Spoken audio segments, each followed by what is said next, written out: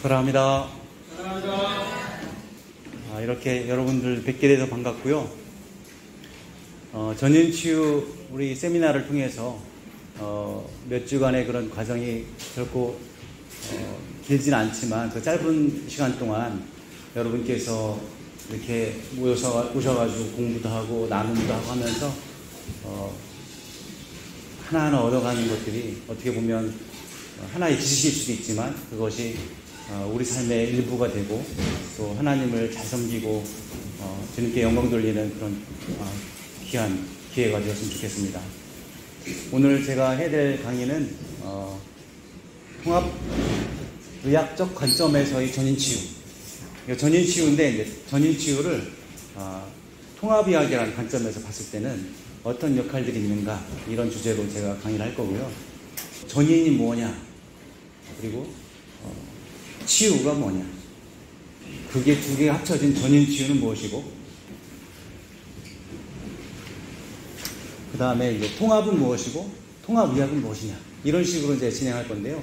물론 이제 저희가 나름대로는 이제 3주차 됐으면은 전인치유가 무엇이고 또 그동안 이제 들어온 의학에 대한 그런 개념들이 있기 때문에 다 아시겠지만 제가 특별히 이런 강의를 하는 이유가 있습니다. 뭔가 우리에게 더 채워줘야 될 부족한 부분이 있기 때문에 그것을 채워드리려고 이제 이런 강의를 하는 거니까 강사가 여러분에게 무엇을 주길 원하는가, 무엇을 전달하기 원하는가, 이런 관점을 가지고 한번 들어봐 주셨으면 좋겠습니다. 제가 먼저 질문을 드립니다. 여기에 계신 분들이 다 뭐 의사나 간호사나 의료인들도 있겠지만 목사님도 계시고 또 일반인들도 계실 텐데 제가 전인치유라는 주제로 우리가 지금 공부를 하고 있는 거잖아요. 그러면은 전인치유하면 치유라는 게 뭡니까? 누군가 환자를 본다는 거 아니에요? 그래서 우리의 대상이 있다면 환자일 텐데 그 환자에게 나는 어떤 존재인가? 그리고 봉사를 하면 왜 봉사를 하는가? 이런 이제 질문을 하고 있습니다. 그리고 우리가 흔히 교회를 다니다 보면 크리스찬이기 때문에 이웃을 사랑하고 섬기고 다 아시잖아요. 그럼 봉사도 하고 그럴 텐데 이런 봉사가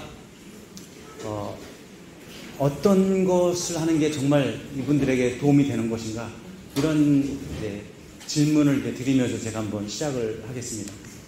먼저 이제 전인에 대한 이제 이야기인데요. 형상을 따라 우리의 모양대로 사람을 만들었다겠는데 사람이란 존재는 굉장히 특별한 거죠. 우리 창세기 수없이 많이 이제 강의를 주셨을 텐데 설교를 드시면서 다 아시는 내용일 겁니다. 아마 저도 이제 형상이라는 건 주로 이제 외형적인 것이라든지 우리가 모양을 얘기한다 그러면은 같은 모양이네. 이제 모양대로는 좀 보이지 않는 것들, 내면이라든지 이런 것들을 얘기한다고 나누기도 하는데 사실 딱 보면은 하나님의 형상과 하나님의 모양이 무엇인지 명쾌하게 말하기는 어렵지만 대략적으로 외면적인 것과 내면적인 것을 말하지 않나 이렇게 해석하는 분들도 있더라고요.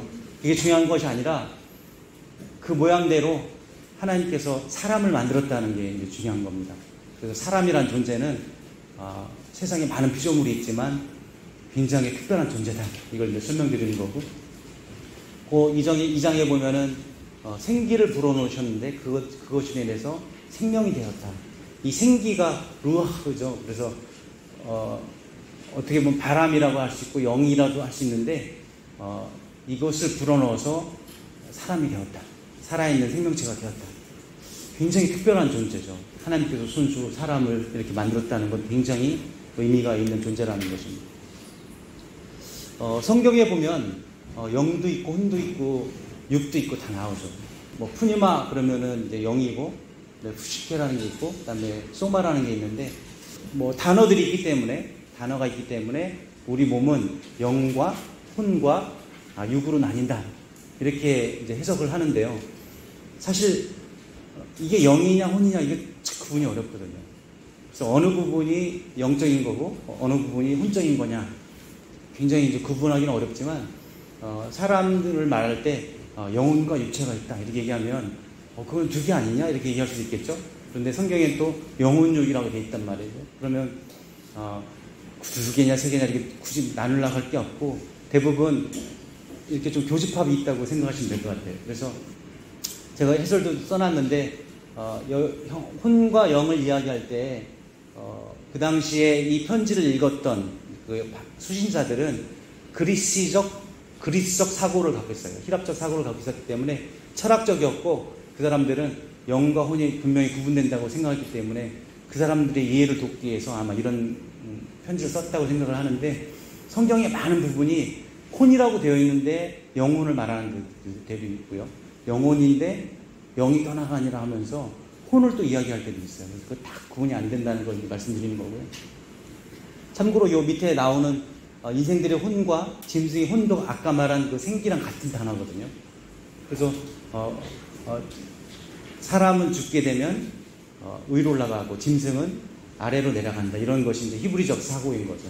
그래서 제가 우스갯소리로 개가 죽으면 천국에 가느냐, 실제로 이제 개를 너무 사랑하는 분은 천국에 가면 그 개가 있었으면 좋겠는데 거기 가면 없어요. 그 개가 가는 곳이 다르기 때문에. 그러면 아까 제가 전인을 이야기할 때 내가 사람인데 굉장히 특별한 존재라는 거죠. 그러면은 나라는 존재는 과연 무엇인가, 이것을 이제 이해를 해야 되는데, 만약에 어떤 사람 지나가는데 어떤 사람이 쫙 걸어가고 있어요. 그러면은 이 사람을 볼 때 여러분께서 이렇게 생각할 거 아니에요. 저 사람은 키는 대충 얼마쯤 될 것 같다, 아니면 직업이 뭐일 것 같다, 이런 얘기도 할 것이고, 다음에 또 건강이 어떨 것 같다, 이런 뭐 생각을 해볼 수가 있죠. 그죠? 뭐 누군지도 모르고 뭐 내가 이름도 모르고 그런 사람인데, 이제 지나가는 사람을 딱 보면서 이 사람이 어떤 사람일 것 같다라고 생각할 수 있을 거 아니에요. 그러면 이 사람이 누구냐라는 것을 내가 어떻게 인식해야 되는가, 이걸 설명드리는 거예요. 제가 이제 이것을 말하면서 삭개오를 얘기를 하고 있는데, 이 삭개오가 굉장히 중요합니다. 왜 중요하냐면 예수님께서 삭개오를 바라보던 시각하고 그다음에 사람들이 삭개오를 바라보던 시각이 너무 달랐어요. 여러분 아시겠지만 삭개오는 세리장이었죠. 세리장이면서 거의 그 당시에 죄인 중에 괴수가 아마 세리장이 아니었나 싶어요. 왜냐하면 동족을 등쳐먹던 사람이었기 때문에. 그리고 사람들이 이 삭개오를 봤을 때는 키가 작았죠. 키가 작았고 세리장이었고 죄인이었고, 이런 시각으로 삭개오를 보고 있었는데, 예수님은 똑같은 그 사람을 볼 때 어떻게 보셨는가, 여기에 두 가지 중요한 단어가 나오죠.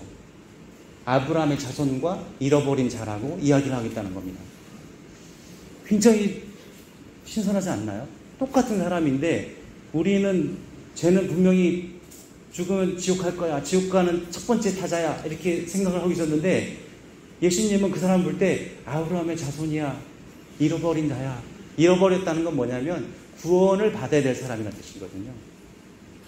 그렇게 봤다는 거죠. 학자들에 의하면 나무에 올라간 그 삭개오를 보면서 삭개오야 내려오라 했는데, 삭개오 이름을 어떻게 알았을까, 이게 또 학자들 사이에 그 논란이 있었어요. 그 당시에 삭개오가 굉장히 유명한 사람이었나, 아니면 지나간 제자가 저기 있는 게 삭개오입니다라고 알려졌는가, 뭐 그런 논란들이 있지만, 제 생각에는 하나님의 전지성이 충분히 그 사람의 이름을 알았다고 생각하는데, 저게 왜 중요하냐면 우리는 그냥 죄인이고 나쁜 사람 정도로 알았던 그 사람의 그 이름을 불러줬다는 것, 개인적인 관계를 형성하시고 그 사람 이름을 불러줬다는 건 굉장히 의미가 있는 거거든요. 그래서 아까 그 지나가는 한 사람을 봤을 때 우리는 그렇게 볼 수 있어요. 저 사람은 뭐 스펙이 어떻고 건강이 어떻고 뭐 옷 입은 걸 보니까 재물이 어떨 것 같고, 다음에 뭐 행동을 보니까 배운 사람 같고, 이런 걸 보겠지만 예수님은 그걸 보는 게 아니라 이 사람이 하나님의 자녀인가 잃어버린 자인가를 보신다는 거예요. 똑같은 사람을 보는데. 그럼 우리도 어떻게 봐야 되겠어요? 그런 사람을 그런 시각으로, 예수님의 시각으로 그 사람을 보는 게 우리에게 필요하다. 제가 그 책을 읽다가 이제 미그리스도인이라는 단어를 찾았어요. 그게 이제 성유식적인 선교적 교회에 관련된 책이었는데, 미그리스도인이라는 단어가 딱 나온 거예요. 그래서 제가 IVP에서 나온 그 좋은 책이 왜 오탈자가 있냐 싶어가지고 얼른 B자로 붙였거든요. 비그리스인 붙이고 갔는데 다음 페이지에도 또 나오는 거예요. 미그리스인. 그래서 쭉 넘겨보니까 거기 그 책에는 비그리스인이라는 단어 자체가 안 나왔어요. 다 미그리스인으로 나왔다는 거죠. 제가 그래서 뭘 생각했냐면 세상에는 두 종류의 사람이 있구나. 첫 번째 부류의 사람은 그리스도인이다. 그 다음에 두 번째 부류의 사람은 미그리스도인이다. 이렇게 생각을 하게 됐다는 거죠. 삭개오를 부를 때 예수님께서 아브라함의 자손이라고 했잖아요. 삭개오라는 이름은 히브리식 이름이에요. 이 사람은 유대인 혈통을 갖고 있었는데 왜 굳이 하나님께서 삭개오한테 아브라함의 자손이라고 불렀을까요? 이유가 있었을 거예요. 이유가. 누구나 다 아는데, 유대인이라는 걸 다 아는데 아브라함의 자손이다 이렇게 얘기했잖아요. 그도 아브라함의 자손이고, 저걸 정확히 해석해보면 이 사람도 아브라함의 자손이기 때문에, because 때문에 오늘 구원이 이 집에 이르렀다 이렇게 돼 있어요. 영어로 해석해보면. 그러니까 구원받기 전에 이미 이 사람은 하나님의 자녀였다는 얘기야. 이 얘기가 왜 얘기하냐면, 제가 에피소드가 하나 있어요.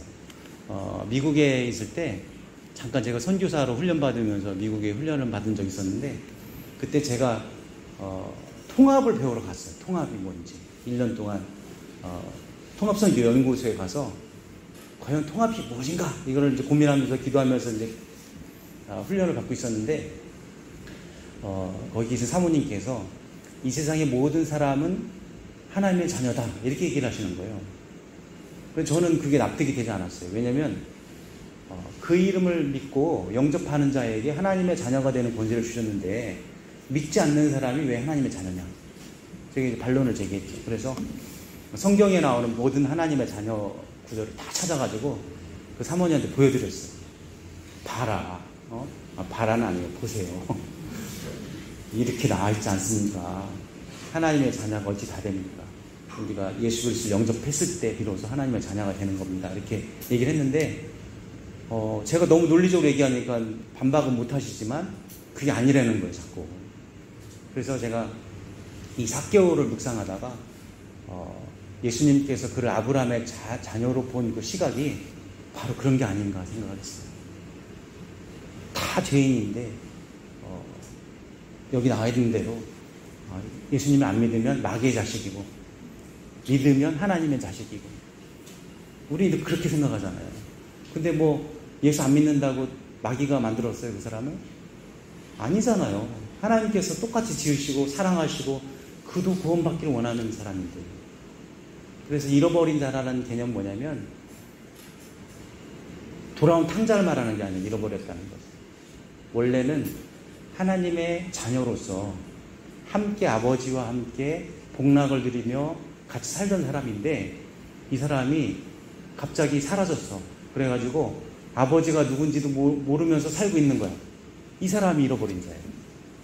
그럼 그 사람한테 가서 너 마귀의 자식이지? 이러면 되겠어요, 안 되겠어요? 아니잖아요. 너 원래 하나님의 자녀였어. 원래 하나님하고 같이 살았고 그분이 너를 만들었어. 근데 너 하나님이 아버지인 것도 모르며 살고 있네? 너는 미그리스도인이야. 하나님께서는 결국 너를 그리스도인으로 만들 거야. 그렇지만 아직 믿지 않고 있어. 이렇게 봐야죠. 그죠? 그래서 미그리스도인이라는 단어가 굉장히 중요한 겁니다. 새로운 교회가 온다라는 IVP의 책을 여러분도 한번 읽어보시면 좋을 것 같아요. 그럼 너는 뭐냐, 너? 나는 이제 그런 존재를 하겠을 때 너라는 사람이 있어요. 가끔 그런 사람이 있잖아요. 내가 쟤만 없으면 행복할 것 같은데, 이런 사람이죠. 집에도 있어요. 집에도 저 사람만 없으면 내가 너무 행복하고 윤택하게 살 수 있을 것 같은데 저 사람 때문에 내가 인생이 꼬여간다. 집에도 있고 직장에도 그런 사람이 있는데, 제가 이렇게 써놨잖아요. 그죠? 왜 그 사람이 하나님의 배려냐. 하나님께서 나를 얼마나 사랑하셨으면 그 사람을 옆에 두셨을까를 생각해야 돼요. 저도 직장 생활 해보면 다 좋은 게 아니에요. 우리 직원들이, 훌륭한 분들이 굉장히 많은데, 개 중에는 또, 이게 파동이 있잖아요. 좋을 때도 있고, 나쁠 때도 있고. 나쁠 때 겪어보면 너무너무 힘들어요, 제가. 그런데 제가 그 사람을 볼 때 생각하는 건 뭐냐면, 왜 저런 인간을 나한테 붙여주셔가지고, 나를 이렇게 힘들게 하시는가. 이렇게 생각하면 안 되고요. 그 사람 때문에 절로 기도가 되는 거야, 절로. 기도하지 않으면 안 돼. 뭐 설득해도 안 되고, 뭐 별걸 뭐 맛있는 걸 사주고 회유를 해도 안 되는데, 기도를 했더니 그분의 삶의 태도가 바뀌면서 나한테 협조를 하기 시작해요. 그럼 하나님께서 바라시는 건 뭐냐면, 이 사람을 사람 되게 만들어야 되겠다. 그 사람을, 이렇게 망나니 같은 이 사람을 잘 가르쳐가지고 정말 사회에 필요한 사람으로 만드는 게 하나님의 목적이라고 생각하잖아요, 우리는. 그걸 위해서 내가 사용받았다. 도구로 사용받았다 생각하는데, 그게 아니라는 거예요. 왜 그러냐면, 그 사람이 그렇게 될 거면 내가 아니어도 하나님이 누굴 붙여서라도 그렇게 만드셔. 굳이 내가 그 일을 안 해도 상관이 없는 거야. 근데 그 일을 나에게 허락하셨다는 건 뭐냐면, 나의 못된 자아를 깨치고 싶으셔서 그 사람을 붙여놓은 거야. 그래서 집에 있는 아내한테 감사해야 돼요.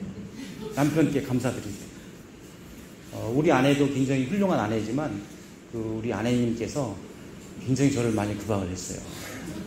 그래서 남들이 봐서는, 저희가 아이가 5이거든요.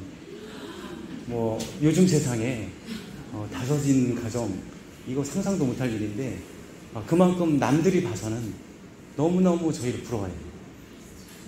물론 감사할 일도 많고, 정말 하나님께서 우리 가정을 채워주시는 건 제가 알고 있는데, 그런 가정에서 우리 부인께서 저한테 이혼을 자꾸 하세요. 그래서 저는 이해가 안 됐어요. 왜냐면 많은 사람들이 우리 가정을 부러워하는데 왜 부인이 나한테 이혼을 하자고 할까. 그래서 정말 그게 이해가 안 됐었는데, 알고 보니까 우리 아내가 부족하기 때문에 그 아내의 그 성품과 뭐 신앙과 뭐 믿음 생활을 하나님께서 한층 업그레이드 시켜주기 위해서 나를 딱 붙여주셔가지고 내가 우리 아내를 잘 이끌어야 되겠다, 이렇게 생각을 했어요, 처음에는. 근데 그게 아니더라고요. 알고 보니까 저의 문제였던 거예요, 저의 문제. 그래서 결혼하고 10년이 되니까 그제서야 제가 그걸 깨달았어요. 아내가 나한테 이혼하자고 하는 거는 내가 자격이 없는 남편이라는 뜻이구나.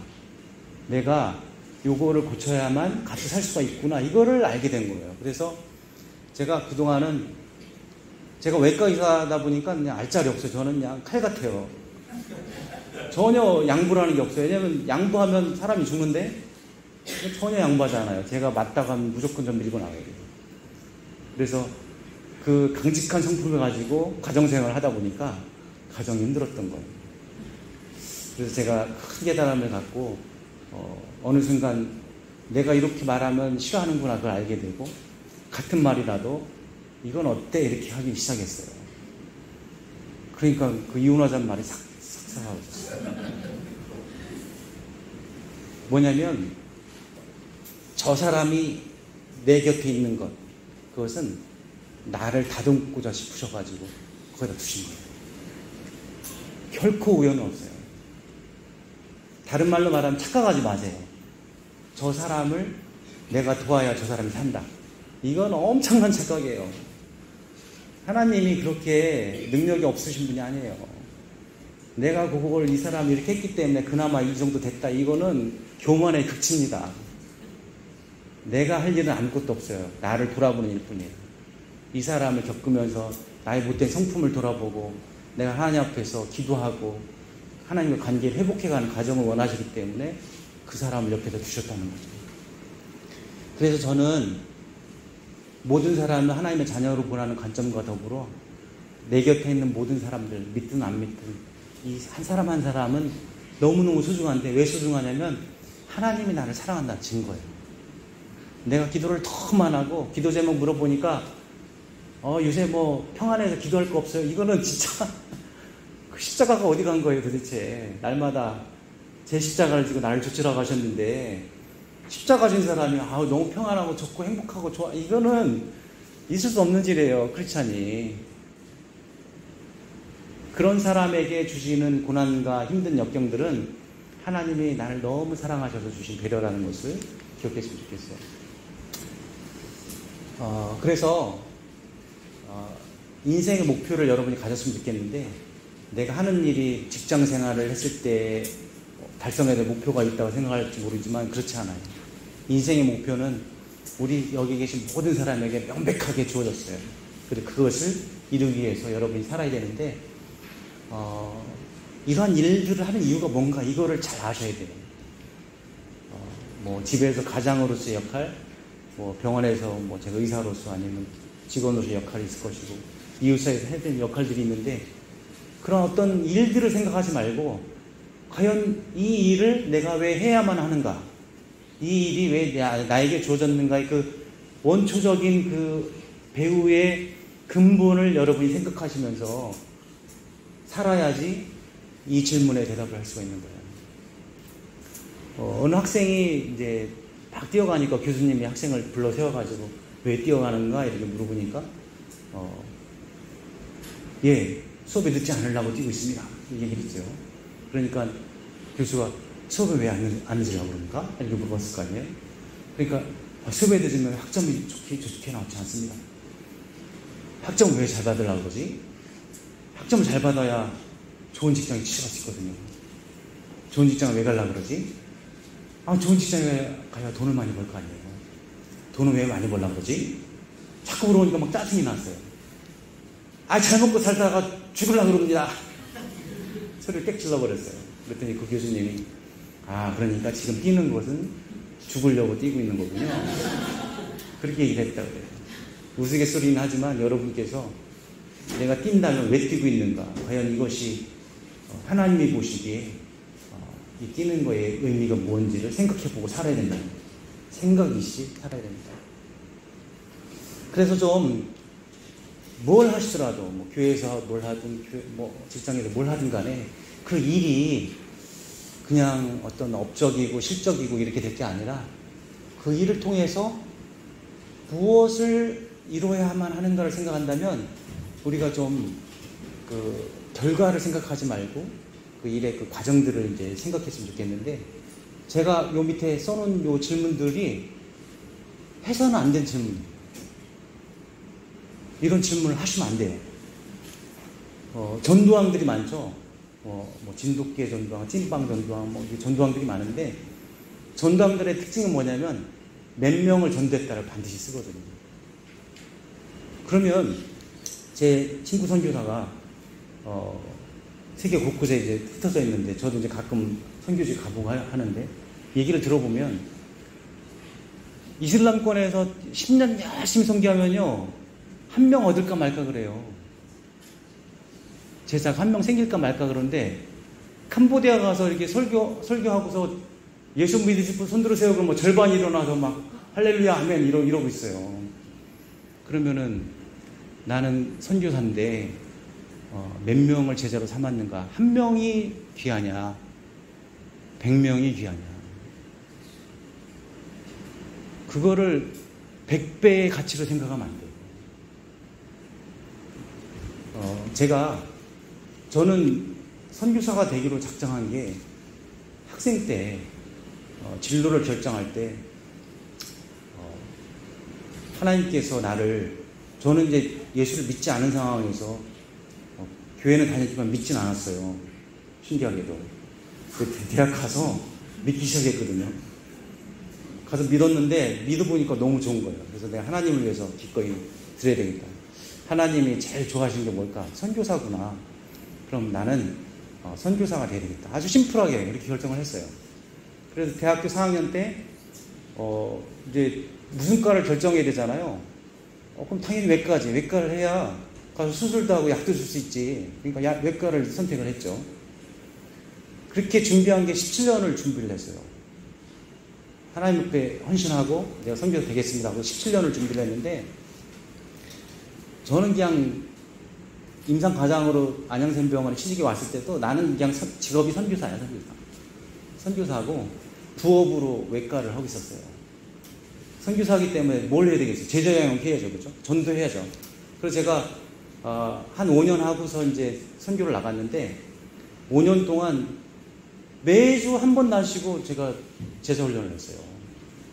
그때 훈련했던 제자들이 아직도 있는데, 뭐 새신자부터 뭐 등급별로 해가지고 매주 일주일에 한 번은 제자 훈련을 했어요.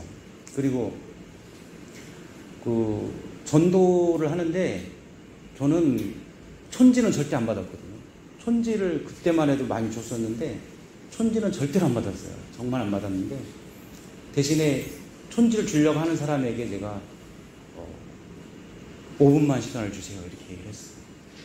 그럼 그분들이 고맙죠. 그죠? 잘 치료해주고, 제가 뭐 서울 아산병원에서 뭐 난리던 이사 와가지고 이렇게 수술을 잘해줬는데 얼마나 고맙겠어요. 그러면 제가 촌지 대신에 5분의 시간을 달라고 해서 다리 예화를 가지고 전도를 했어요. 하니까 뭐 다 믿는 건 아니더라고요. 그래서 제가 그게 사람이 많아져가지고 이제 이름 쓰고 막 병록번호 이렇게 적고, 그 다음에 전도한 날, 그 다음에 영접 여부 뭐 해가지고 통계를 냈어요. 한 달에, 이번 달은 내가 몇 명 전도하고, 이번 달에 영접률은 78%뭐 이렇게 통계를 냈었는데, 의사가 진료도 바쁜데 언제 그렇게 많이 전도를 했냐. 뭐 저도 잘하면은 뭐 의사 전도한 게 쓸 뻔했는데, 제가 미국 가가지고 회계를 했어요. 이걸 놓고. 그래서 여기다 적어놓은 거예요. 몇 명을 전도했는가 물어보지도 말고 말하지도 말아라. 왜 회계를 했을까요? 잘한 것 같은데. 제가 선교사하고 환자들에게, 직원들에게 열심히 잘 했는데 회계를 했어요. 왜 회계를 했냐면, 제가 착각을 했어요. 크게. 마치 내가 전도를 해서 저 사람이 예수님을 믿은 것처럼 생각을 했던 거예요. 내가 혹시 전도를 안 했으면 어떻게 했을까, 저 사람이. 지옥에 갔을 텐데. 내가 전도를 해가지고 구원을 받았어. 이렇게 생각한 걸 회개를 했다는 거예요. 그 사람 한 사람이 전도되기 위해서 얼마나 많은 사람이 기도를 하고 노력을 했겠어요. 가족들도 기도했을 것이고, 동네에 아는 사람들도 뭐 교회 다니라고 떡도 갖다 주고 뭐 빵도 갖다 주고 했을 것이고, 친구들이 와가지고 교회 다니니까 참 좋다 뭐 얘기도 했을 것이고, 누구는 골방에서 알게 모르게 내 친구 누구를 위해서 구원해 주세요 하면서 수십 년 동안 기도한 사람도 있을 텐데, 제가 교만하게도 그냥 5분 다리에 와갖고 여기 있을래요? 여기 있을래요? 십자가 통해서 건너갈 수 있는데 가실래요? 됐습니다. 영접 기도합시다. 이래놓고서 전도했다고 생각한 게 얼마나 창피한 일이었던가요. 하나님이 하시는 일인데, 우리가 봉사를 하든 하나님의 일을 하든 뭘 하든 그거를 내가 뭘 했다 얘기할 것도 없고, 하나님께서 그 가운데 어떻게 일을 하셨는가를 증거할 일만 우리에게 있는 거예요. 그래서 이런 함정에 빠지지 않았으면 좋겠어요, 여러분.